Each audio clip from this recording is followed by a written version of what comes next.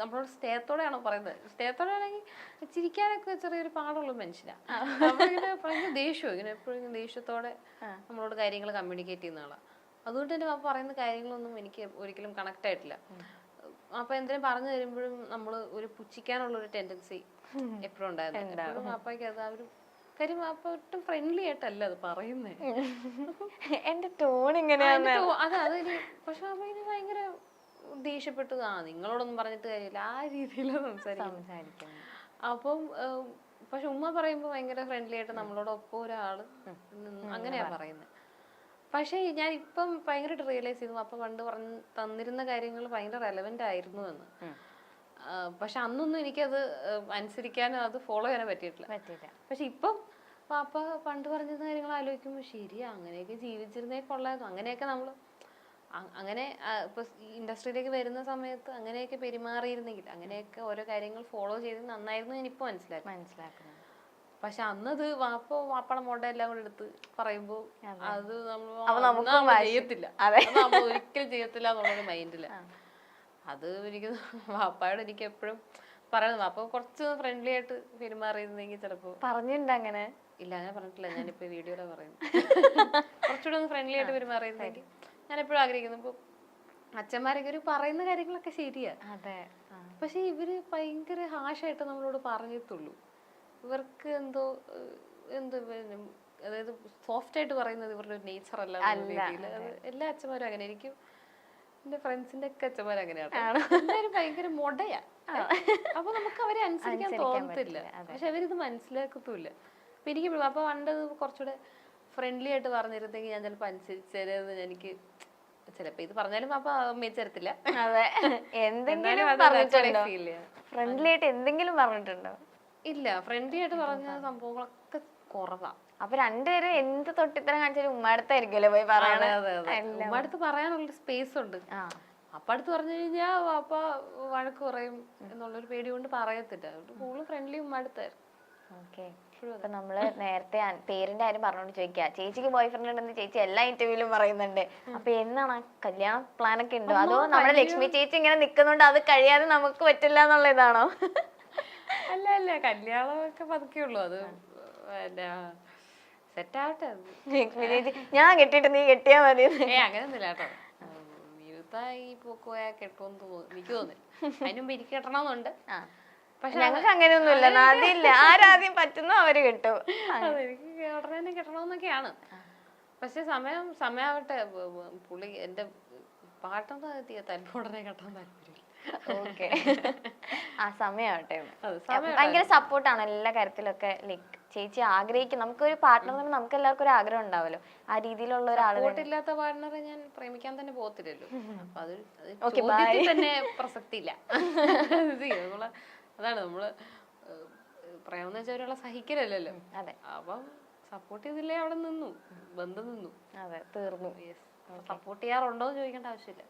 ഈ mass communication എന്ന് പറഞ്ഞ സബ്ജക്ട് എടുത്ത് ചേച്ചിക്ക് മീഡിയ ഫീൽഡിലേക്ക് വരാൻ വേണ്ടി തന്നെ അങ്ങനെ ഓർത്തിട്ടാണോ എടുത്തത്, അതോ ആ ഒരു? ഞാൻ പണ്ട് എനിക്ക് ക്യാമറ ഹാൻഡിൽ ചെയ്യാൻ താല്പര്യം ഉണ്ടായിരുന്നു. അപ്പൊ അങ്ങനെയാ ഇതുപോലെ മാസ് കമ്മ്യൂണിക്കേഷൻ ഒക്കെ എടുക്കുന്നത്. പിന്നെ എന്നോട് താല്പര്യമൊക്കെ പോയി. അപ്പൊ അങ്ങനെ എടുത്താ. സിനിമ ആയിട്ട് വന്നൊന്നുമില്ല. പല കാര്യങ്ങളും പഠിക്കാൻ പറ്റിയെന്ന് ഞാൻ വിചാരിക്കുന്നത്. അങ്ങനെ അതാ, ഞാനും വിഷ്വൽ മീഡിയ ആയിരുന്നു. അപ്പൊ നമുക്ക് ഇങ്ങനെ ഓരോ സ്ഥലത്ത് പോകുമ്പോ പഠിച്ച എന്തെങ്കിലും ഒക്കെ ഒരു സാധനങ്ങൾ അവിടെ ഇവിടെ ഒക്കെ ആയിട്ട് ഉണ്ടാവും. അതുകൊണ്ട് ചോദിച്ചാലും ചിലപ്പോ പറയാനും എളുപ്പമായിരിക്കും. ഓക്കെ, ഇപ്പൊ ഉമ്മ സിനിമയില് കുറച്ച് സിനിമകളൊക്കെ ചെയ്തല്ലോ. അപ്പൊ ഉമ്മയുടെ ഒരു എൻട്രി എങ്ങനെയായിരുന്നു സിനിമയിലേക്ക്? ഉമ്മയുടെ ഈ കുമ്പളങ്ങി നൈറ്റ്സില് വെറുതെ ഒരു ഓഡിഷന് പോയതാ. അങ്ങനെ വേറൊരു റോളിനുള്ള ഒരു ഓഡിഷന് പോയതാ. പക്ഷെ ഫഹദിന്റെ അമ്മയായിട്ട് അതിന്റെ ഓഡിഷന് പോയതാ. പക്ഷെ ഇതാണ് കിട്ടിയത്. അപ്പൊ അത് ഇതുപോലെ തീരെ പ്രതീക്ഷിക്കാതെ പുള്ളിക്കാരി ചേച്ചിയുടെ ഫ്രണ്ട് അതില് വർക്ക് ചെയ്യുന്നുണ്ടായിരുന്നു. വെറുതെ അങ്ങനെ പോയത്. അങ്ങനെ ഉമ്മ ഇതുവരെ അഭിനയിക്കുന്നോ അങ്ങനെ ഒരു ഉമ്മ എഴുതും, നന്നായിട്ട് വായിക്കും, എഴുത്തൊക്കെ ഉണ്ട്. അല്ലാതെ മറ്റു കലകൾ ഒന്നും ഉള്ളതായിട്ട് എനിക്ക് തോന്നിയിട്ടില്ല. പക്ഷെ സജീവമായിട്ട് എന്നെക്കാളും പടങ്ങൾ ചെയ്തോണ്ടിരിക്കും. അഭിമാനത്തോടെ ഞാൻ പറയുന്നു. പക്ഷെ ഇപ്പൊ ഉമ്മ ഭയങ്കര കാര്യമായിട്ട് അഭിനയിക്കുകയും പണ്ടൊക്കെ ഉമ്മ ഫേസ്ബുക്കില് ആൾക്കാരെ വിമർശിച്ചൊക്കെ കാര്യമായിട്ടൊക്കെ എഴുതുമായിരുന്നു. ഭയങ്കര വിമർശനങ്ങളും എല്ലാരെയും കുറ്റപ്പെടുത്തി. അതായത് അങ്ങനെ മറയൊന്നുമില്ല, ഉമ്മക്ക് തോന്നുന്നു ഉമ്മ എഴുതും. അങ്ങനെ കുറെ പണിയും കിട്ടിയിട്ടുണ്ടെന്ന് തോന്നുന്നേ. പക്ഷെ സിനിമയിൽ കയറിയതിനു ശേഷം ഒരു അക്ഷരം ഇനിയിപ്പൊ എന്തിനാ വിമർശിക്കുന്നത് മൈൻഡാന്ന് തോന്നുന്നു. ഇപ്പൊ അങ്ങനെ ആരും വിമർശിക്കാറൊന്നുമില്ല. അപ്പൊ അതാണ് പണ്ടോ നല്ല പറയായിരുന്നു, എല്ലാരും പറയായിരുന്നു. അതെ, സകല ആൾക്കാരെ വിമർശിച്ച കളയും, ഇപ്പൊ ആരെയും വിമർശിക്കുന്നില്ല. ഇപ്പൊ എല്ലാരും നല്ല ആൾക്കാരെന്ന് പറഞ്ഞിരിക്കുക. ചേച്ചി തന്നെ ചേച്ചിയുടെ ഒരു ഇന്റർവ്യൂസിൽ പറഞ്ഞിട്ടുണ്ട്, ലൈക്ക് എപ്പോഴും ഒരു അപ്സ് ആൻഡ് ഡൗൺസ് ഇങ്ങനെ വന്നുകൊണ്ടിരിക്കുന്ന ഒരു ജേർണിയിലൂടെ ചേച്ചി പോയിക്കൊണ്ടിരിക്കുന്നത്. പക്ഷെ നമ്മളെപ്പോഴും ലൈക്ക് പൊതുവേ പറയുന്നത് അങ്ങനെ ഒരു അപ്സ് ഉണ്ട്, അതൊന്ന് മെയിൻറ്റെയിൻ ചെയ്ത് പോകാൻ നമ്മൾ ട്രൈ ചെയ്യണ്ടേന്നൊക്കെ നമ്മൾ ചിന്തിക്കും. ചേച്ചി ആ ഒരു എഫേർട്ട് ഇടുന്നുണ്ടോ ശരിക്കും? അയ്യോ, മെയിൻറ്റെയിൻ അങ്ങനെ എങ്ങനെ പോകണമെന്നൊക്കെ എനിക്ക് ആഗ്രഹമുണ്ട്, പക്ഷെ അത് നടക്കാറില്ല പലപ്പോഴും. ചിലപ്പോൾ എൻ്റെ മാനസികമായിട്ട് ഞാൻ ചിലപ്പം അത്ര ഓക്കെ ആയിരിക്കില്ല, ചിലപ്പോൾ ഞാൻ ഭയങ്കര ഹാപ്പി ആയിരിക്കും. അങ്ങനെയാണ് എപ്പോഴും പോകുന്നത്. ഞാൻ ഭയങ്കര ഓണായിട്ട് നിൽക്കുന്ന സമയത്ത്, അല്ലെങ്കിൽ എൻ്റെ മാനസികാവസ്ഥ ഭയങ്കര ഓക്കെ ആയിട്ട് നിൽക്കുന്ന സമയത്ത് എപ്പോഴും എൻ്റെ കരിയോഗ്രാഫ് മുകളിലോട്ട് പോയിട്ടുള്ളൂ. അപ്പോൾ ഇതുവരെ എന്തിനും വിഷമോ അങ്ങനെ എന്തെങ്കിലും അലട്ടുന്നുണ്ടെങ്കിൽ നമ്മളൊന്ന് ഡൗൺ ആവും. പിന്നെ എപ്പോഴും ഇടയ്ക്ക് എനിക്ക് എപ്പോഴും ഭയങ്കര പ്രൊഡക്റ്റായിട്ട് നിൽക്കാൻ പറ്റാറില്ല, കോൺസ്റ്റന്റ്ലി എനിക്ക് പ്രൊഡക്റ്റ് ആവാൻ പറ്റത്തില്ല. അപ്പോൾ ലേസി പേഴ്സൺ. ട്രൈ ചെയ്യുമല്ലേ അതെല്ലാം, ലൈക്ക് ആ ഒരു കോൺസ്റ്റന്റ് ആയിട്ട് പോവാനായിട്ട് ചേച്ചി ട്രൈ ഒക്കെ ചെയ്യുന്നുണ്ട്. പക്ഷെ എനിക്ക് ഇടയ്ക്ക് ഒരു മടി ഇങ്ങനെ ബാധിക്കും. മടി ബാധിക്കുമ്പോ ഇങ്ങനെ എനിക്ക് രാവിലെ എഴുന്നേക്കുക, സോഫയിൽ വെറുതെ ഇരിക്കുക, വെറുതെ ഫോണിൽ കുത്താം. പക്ഷെ ചിലപ്പോ ഈ പറഞ്ഞ പോലെ പ്രൊഡക്റ്റീവ് ആവും. എനിക്ക് എപ്പോഴും പ്രൊഡക്റ്റീവ് ആവാൻ ഇതുവരെയും പറ്റിയിട്ടില്ല. അത് എനിക്ക് സ്കൂളും പോലെ അതെ. അപ്പൊ ഒരു ക്ലാസ്സിൽ വന്നിട്ട് പഠിച്ച അടുത്ത ക്ലാസ്സിൽ വന്നിട്ട് പഠിക്കത്തില്ല. അങ്ങനെ കഴിഞ്ഞ ക്ലാസ്സിൽ നന്നായിട്ട് പഠിച്ചില്ലേ, കഴിഞ്ഞ 5th സ്റ്റാൻഡേർഡിൽ നന്നായിട്ട് പഠിച്ചു, 6th കുറച്ച് കുഴപ്പം. അങ്ങനെയൊക്കെ ചിന്തിക്കുന്നത് പണ്ട് പോലെ. അത് എനിക്ക് കോൺസ്റ്റന്റ്ലി പ്രൊഡക്ടിവിറ്റി പറ്റത്തില്ല. ഐ ലൈക്ക് വെറുതെ ഇരിക്കാൻ അത്രേ ഇഷ്ടമായിരിക്കും. ഇങ്ങനെ വെറുതെ ഒരു പണിയെടുക്കാതെ, അത് ഫോണില്ലെങ്കിലും വെറുതെ പുറത്തോട്ട് ഇങ്ങനെ അന്തം വിട്ട് നോക്കിയിരിക്കാൻ. സോഷ്യൽ മീഡിയയിൽ ആക്റ്റീവായ താരം തന്റെ ഫോട്ടോഷൂട്ട് ചിത്രങ്ങളും മറ്റും പങ്കുവയ്ക്കാറുമുണ്ട്.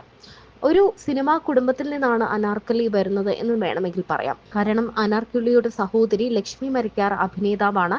മാത്രമല്ല അമ്മയും പല സിനിമകളിലും അമ്മ വേഷങ്ങളിൽ ഒക്കെ എത്തി തിളങ്ങിയ നടിയാണ്. തന്റെ ജീവിതത്തെക്കുറിച്ചും തന്റെ കാമുകന്മാരെ പറ്റിയും അങ്ങനെ എല്ലാ കാര്യത്തെ പറ്റിയും തുറന്നു പറയുന്ന ഒരു നടി കൂടിയാണ് അനാർക്കലി. സുലേഖ മൻസിൽ, മന്ദാകിനി, ഗഗനചാരി തുടങ്ങിയ സിനിമകളിലൂടെ പ്രേക്ഷകരുടെ കയ്യടി നേടാൻ അനാർക്കലിക്ക് സാധിച്ചിട്ടുണ്ട്. സഹനടിയായി മികച്ച പ്രകടനം കാഴ്ചവെച്ചിട്ടുണ്ട് അനാർക്കലി. സോഷ്യൽ മീഡിയയിലും സജീവ സാന്നിധ്യമാണ് താരം. പങ്കുവയ്ക്കുന്ന ചിത്രങ്ങളും റീലുകളും എല്ലാം വൈറലാകാറുണ്ട്. തന്റെ പാട്ടിലൂടെയും ഡാൻസിലൂടെയും സോഷ്യൽ മീഡിയയുടെ ശ്രദ്ധ നേടാറുണ്ട് അനാർക്കലി. അനാർക്കലിയുടെ അഭിമുഖങ്ങൾക്കും ആരാധകരുണ്ട്. മറയില്ലാതെ തുറന്നു സംസാരിക്കുന്നതാണ് അനാർക്കലിയെ എപ്പോഴും വ്യത്യസ്തയാക്കുന്നത്. തന്റെ പ്രണയങ്ങളെക്കുറിച്ചും ബ്രേക്കപ്പിനെ കുറിച്ചും ഒക്കെ അനാർക്കലി അങ്ങനെ സംസാരിക്കാറുണ്ട്.